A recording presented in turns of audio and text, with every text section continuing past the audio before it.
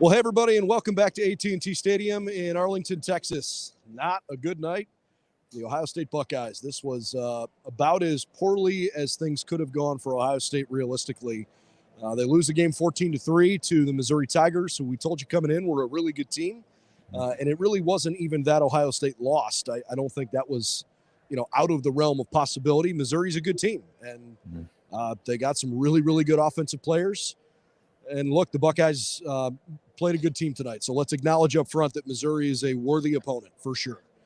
That was about as bad a bowl performance offensively as Ohio State's had, certainly since the 2016 Fiesta Bowl when they were shut out by Clemson, and maybe even longer than that. I mean, an abysmal night offensively for the Buckeyes, who went 2 for 15 on third downs. Anthony, I guess I'll go to you with an opening comment, recognizing that Ryan Day tried to put it in perspective in the postgame press conference, saying, hey, look, put a freshman quarterback in who hasn't gotten a lot of reps with an offensive line that didn't help him much and a running game that never got going. But still, that was really tough to watch. Yeah, it was hard to watch, and it's tough to buy that too. I mean, I'm oftentimes not very critical of Coach Day, and I know these guys are in tough positions, but you have 3 weeks to prepare for a team. You prepare for a game. The quarterback situation. I'm sure Kyle McCord's transferring wasn't a surprise to the offense, to Coach Day, to anybody. So get both these guys ready. It looked like Lincoln Kienholz didn't ever practice with the team. They didn't have a plan for him. It was very odd. I don't think he has practiced with live reps much. It was odd to see because he was clearly the backup, and even when Devin Brown got hurt initially, it was like they're going to keep him in and run Wildcat for a couple series, and it was just very odd that they for the first time in a long time, it didn't feel like Ohio State was prepared, and it's frustrating it was frustrating to watch because you had a bunch of time to prepare for this. This was a big opportunity. It wasn't a must win by any means, but it was like, hey, we want to look good going into next year, and they just didn't, and they missed that chance to do so. And I think Ryan acknowledged post game he didn't run from it, right? I don't think he made excuses. He essentially said, look, we didn't expect to come out of this game with basically no ability to evaluate Devin. The plan was to play Devin, didn't plan on him getting hurt. Now, I would argue there might be a problem with that plan. Obviously, I was watching the game here, at the stadium. I wasn't watching the TV broadcast, but had someone text me and said, hey, they've been referencing on TV that the announcers said, the Buckeye coaching staff said there was never a plan to play Lincoln Kienholz tonight. And while I believe that they weren't just making that up, that's a pretty big miss because Devin Brown's been hurt throughout the course of the year. And if you've got a guy who's going to play backup quarterback tonight in case of emergency hit. And I agree with you. That's, ultimately that probably falls on the shoulders of the coaching staff. The special teams tonight was terrible. I mean, they were horrible. You cannot catch fair catches inside the 10-yard line. I even asked the question in the post-game press conference because I was trying to see, would Ryan Day allude to something? He's not going to throw anybody under the bus, but, is there an explanation for why Jaden Ballard's making fair catches in places that you're taught in Pop Warner football not to make fair catches? At least 3 that I can remember, penalties on punts. Now, Jesse Mirko, I actually thought physically punted the ball pretty well tonight. Mm-hmm. Missed a field goal at a point where there was a reason to feel like you missed a chance. Special teams has been a problem for this group all year long, and tonight it was major problem. And it was from the first opportunity, right? You texted me right away. The first punt of the game, they take that 5-yard penalty. Minute. Now, it was literally the first minute of the game. 14 minutes and 7 seconds left in the first quarter. Now, what I will say after your question, Coach Day did say, hey, if they show you a look, and I'll actually buy that. If they show you a look that's weird, just take it, whatever, that's fine. But to your point, it felt like to me, you get into some games where, there's a lot of times where your teams are evenly matched, okay, and you get into these field position battles. It felt like Ohio State was backed up the entire game. There was never a break in it, and it's true that that was the case. And you make a great point. You can't continue to start drives inside your 5-yard line or even inside the 10. Let that ball bounce. Don't have to fair catch it inside the 10-yard line. Like you said, you learn that literally as a 6-year-old. Like, hey, when you put your heels on the 10, don't go backwards. If you go backwards, let the ball go. So it's like, it's just frustrating. Yeah. And it's the things that have harmed this team throughout the year that reared their ugly head again tonight, and contributed in a big way to this loss and this horrible performance. In the first half, Ohio State's average starting field position was its own 16-yard line, and that included their third drive that started on their own 47. So you're right. I mean, they were backed up all night long. Their drive starts their own 25, 10, 47, 9, 5, 11, 7, the next 4 possessions in a row before they finally started to get a little bit better field position. Obviously, the fumble in the final possession technically is the only turnover of the game. But the offense just never, ever got rolling. And, I think we can't go any further until talking about the offensive line play, because there was an obvious change on the offensive line, right? Carson Hinsman did not play center. He has started every game all year as the team starting center. Matt Jones has been at right guard. Jones moves to center tonight, and Enoch Vamahi plays at right guard. And it was asked to Ryan in the postgame press conference, point blank, why the decision to move Matt to center and have Enoch slide in at right guard. And it was clear Ryan didn't want to say certain things, and he acknowledged he didn't want to get into the whole decision, but said that over the last couple weeks in practice, there were some moments where Carson struggled, and they just felt like Matt Jones playing center would be the best option. I don't know that I totally buy that, or that I totally understand that, because how can a guy that's played all year long, starting 12 games, suddenly not be your best option at center, when I would argue that probably a couple of the false starts you had were because of a new operation, not just a new quarterback, but a new center. It was clunky, man, and it really never got going.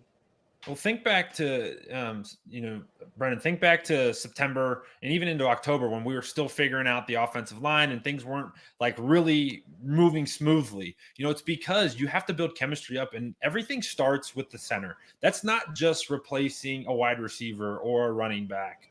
The center starts the play. He's one guy outside of the quarterback that touches the ball every single play. He's got to know what the defense is. He's got to be able to communicate it to the entire offensive line, and oftentimes the quarterback. And hey, guess what? When there's a true freshman behind you who's never played and never started before, you have to communicate back to him. Like, the center starts everything, and to have a brand new one in there tonight, obviously he's played, and obviously, seeing defenses and things isn't new to him, but being the center is, and that's a huge deal. And like you said, that it caused a lot of procedure penalties early, and you could see that this offensive line just wasn't connected and wasn't on the same page, and that starts at the center position, and they were fighting an uphill battle from Jump Street, from the start.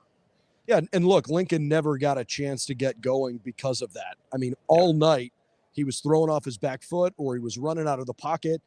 And I mean, if you talk to anybody inside the facility, there's a lot of upside with Lincoln Kienholz. They really like this kid.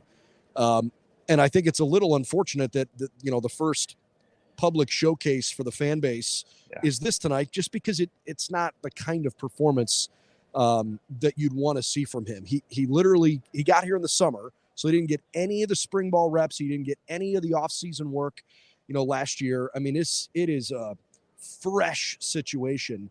And maybe because of all of that, and because of the lack of practice reps and the bad field position, maybe they just felt like they couldn't call plays to open it up.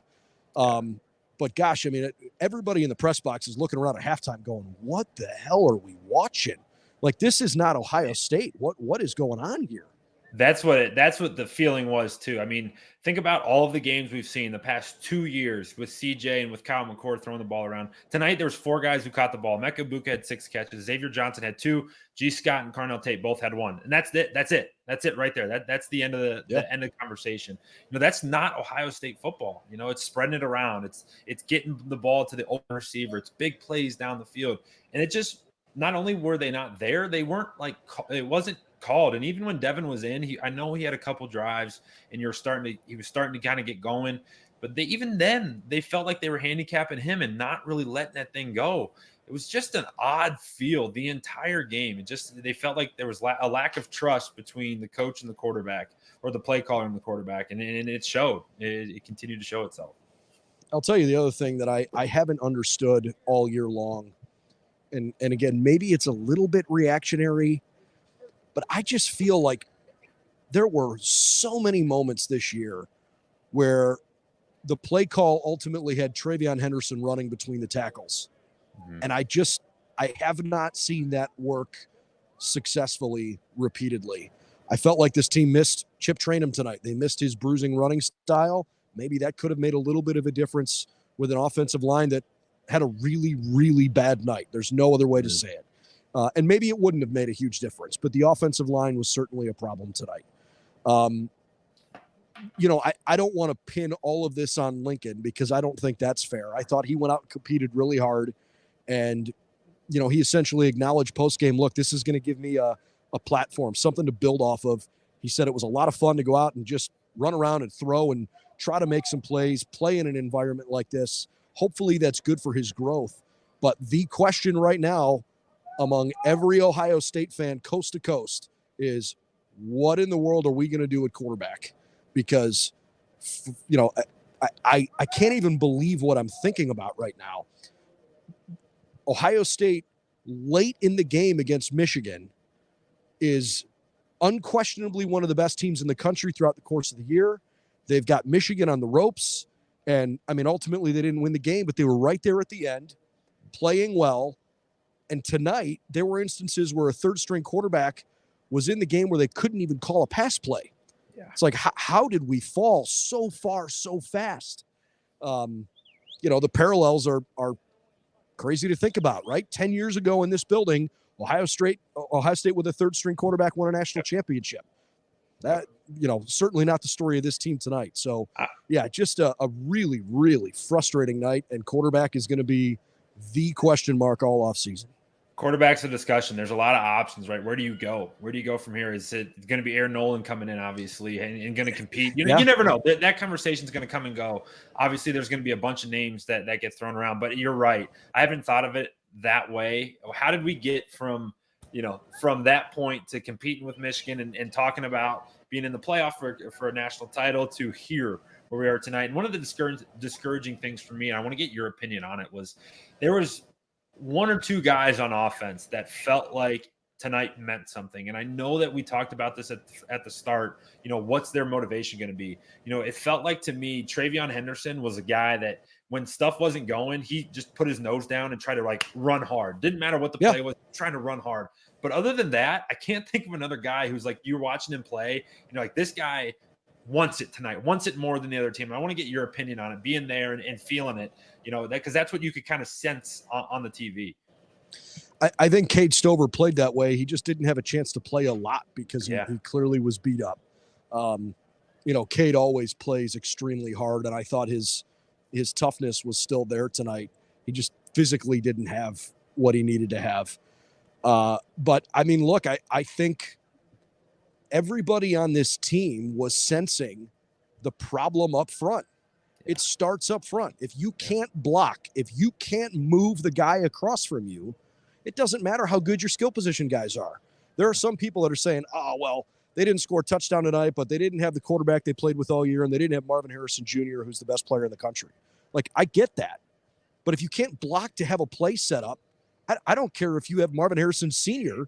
and freaking Tony Romo playing in this building. It doesn't matter.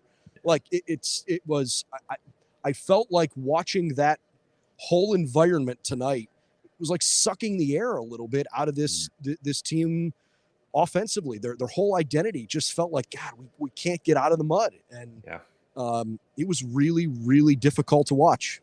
It certainly was. And the thing I go back to is it just felt unprepared. I don't know where or why or how, but we go back all the way to the beginning of the season. You and I talked about this 100 times. There's a problem on the offensive line from Indiana until obviously till tonight.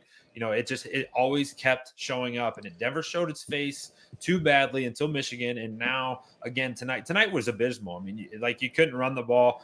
How many games does Ohio State finish under 100 yards? Right, they have 97 yards tonight rushing the ball, and when you can't run the ball, it's going to be really hard to pass, and you finish with 106 passing yards. Like, honestly, I'll take a look at this after we're done. Not even 200 yards of total offense, or just over. It was like 203. I mean, I was going to say, and again, like, I don't want to cut you off. You're the former college quarterback between the two of us. I'm watching this offensive line and thinking that it wasn't so much a quarterback unable to read what a defense was showing pre-snap. It appeared to me to be more post-snap movement that they just couldn't block. Did you see it that way? Yeah, I saw it similarly, and I also saw like a lack of believe. It's all connected, right? The coaching staff also knew they weren't protecting, so they weren't giving the opportunity to drop back and make big throws down the field or do anything. So it is all connected. I thought that Missouri smelled blood in the water almost, or felt blood in the water, and was like, hey, they're not blocking us. We're just going to unload the clip and just go and just make this rookie or this freshman quarterback just try to beat us and be accurate and stand in the pocket. And I can think of one throw in particular where I kind of shook my head. It was a throw up the left sideline to Jaden Ballard, where Lincoln sensed pressure and felt it, but it was like 3 yards away from him. And he did this. It wasn't even in his face yet. Yep, it was this fadeaway throw where he turned his back and the ball missed about 3 yards inside, and Ballard had a step on the defensive back, but the ball missed short. And it was just, you watched it and you're like, that's a freshman who's never seen this before and is a little gun shy, in a defense that's like going to put their chips in the middle, going to try to speed him up, blitz him as much as they can, and make him make big time throws. And he just didn't have it tonight. Obviously, he wouldn't. That'd be impressive if he did, but they really challenged him, and it was the right call by them. All right, I don't want to be a complete and total alarmist. So in an effort to try and be objective, I thought the defense played pretty well tonight. Really good. Jack Sawyer played his ass off the last couple games of the season. Jack looks like the kind of guy that he was recruited to be in this defensive line. I sure hope he comes back. There are some speculation about whether or not he's gonna go to the draft. I kind of got the impression that, a lot of these guys have said, hey, we've got a lot of pride in being here. We want to close our careers the right way. It wasn't just about this bowl game, but, that a lot of that junior class was saying, I think we may want to come back. I really hope Jack's a part of that. There's no doubt in my mind that he's got the ability to go play at the next level. I don't know if he's going to be a first-round pick. Jack Sawyer's got an NFL future for sure. And I think he's done himself a lot of favors here these last couple games, because he particularly played really well tonight. But I thought Steele Chambers tackled well. Jordan Hancock and Denzel Burke played really well. Josh Proctor fly to the football. We said pregame wanted to see a little bit of, the next group of linebackers. I don't know if we saw Gabe Powers off the top of my head. I know CJ Hicks got in there. I thought he made at least one play that I remember thinking, okay, that was well done. And he also bid on one play that, cost them a chunk play on the ground.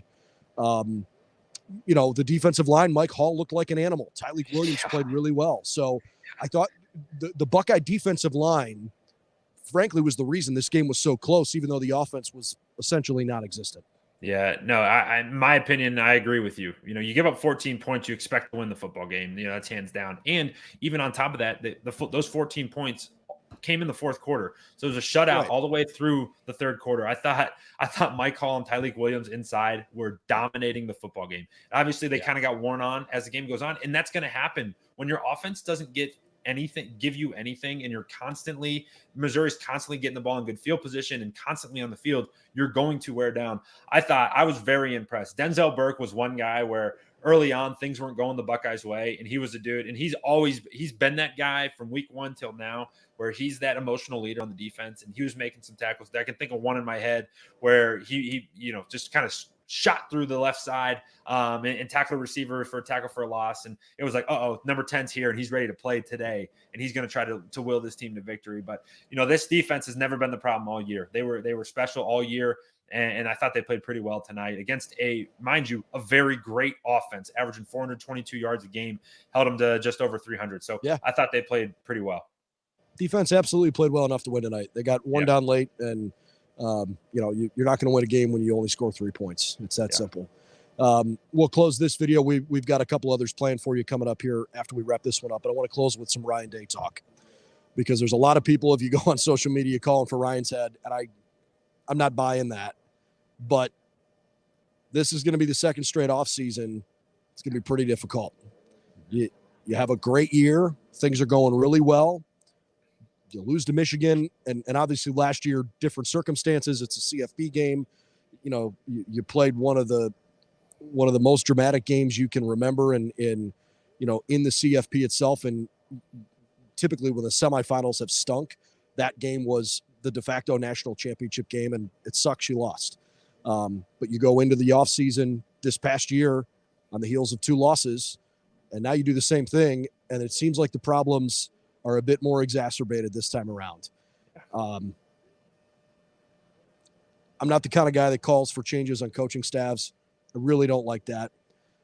But there is going to be a serious evaluation. And Ryan Day's a big boy, and he's going to have to figure it out. It's pretty uncomfortable. And, these guys from the top on down, they all know what they signed up for. I have to think that things are going to look a little different next year. Exactly how and who and when and where, I guess we'll find out, maybe even in short order. But it just flat out wasn't good enough. The offensive production all year long, not close to where Ryan Day wants this team to be based on what we've seen from them over the last several years. So, yeah, they've got some tough questions to answer, and I think there's going to be some changes coming. Yeah, there's going to be some hard conversations to be had, and like you said, rightfully so. This isn't good enough, and this isn't the standard at Ohio State is not losses in the Cotton Bowl. It's college football playoff, and it's competing for a national title, and you come up short. And today we were hoping and kind of pulling for some momentum going into the offseason, because that is huge. Now you go into the offseason, you got, what is it? I don't know, 8 months, of just a horrible, horrible taste in your mouth. And, I don't know what the leash looks like, but there is going to be some changes, would be my guess. And where the buck stops with that, I don't know. But yeah, it's going to be shooken up. It's going to look a little bit different next year. Oh, not great. 14-3, the final score in one of the worst bowl performances Ohio State has had. And again, try not to being overreactive, but 14-3 is not even close to being good enough. Certainly the worst output they've had in a bowl game since the 2016 Fiesta Bowl. I read something about, hey, maybe this was their worst bowl performance, even dating back to the Outback Bowl in 2000.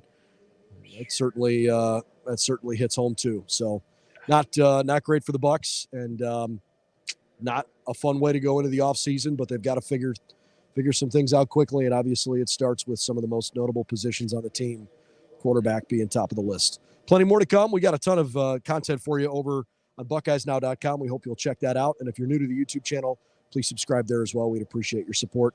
Certainly, thanks for watching and listening all season long. For Anthony Moeglin, I'm Brendan Gulick. Good night with our live show from AT&T Stadium. We got a couple other quick hitters we'll post coming up here shortly. Thanks for joining us. 14-3, Missouri wins the Cotton Bowl.